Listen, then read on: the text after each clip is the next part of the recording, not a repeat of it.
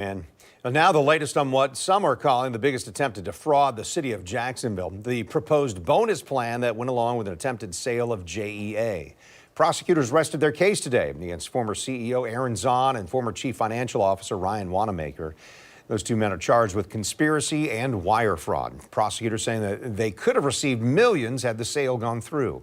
News4JAX reporter Jim Piggott has been in the courtroom the entire trial so far. Jim, what happened there today?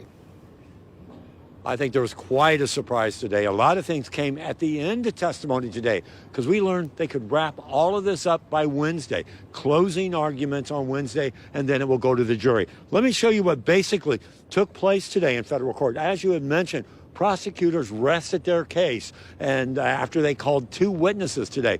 Then the defense, well, they did a normal thing. They said, hey, let's throw out these charges. Prosecutors did not present a good case. The judge taking that under advisement. But then the defense, Zahn's attorney, called their first witness today, an accountant. And basically, it's going to be the only witness that is going to be called for the defense. Here's what happened today. Today, it was all about numbers. Zahn's attorney put on an accounting expert on the stand, who they hired to look at the financial records in this case. He described how JEA and the city's financials worked and how he believed the bonus plan would have worked and had its impact on JEA. He did say he did not believe the sale price of JEA would affect the payouts under the PUP, or the Performance Unit Plan. Also, while wrapping up its case this morning, prosecutors did call two witnesses. One was former JEA executive Herschel Vineyard, who said he was not aware at the time that the bonus plan would pay executives millions of dollars. And he testified today that he did tell Zahn if the public was aware that Zahn would have made even $1 off the sale, the public would light themselves on fire, which, if you recall, there was much outcry over the proposed sale and the investigation when this all came down 5 years ago.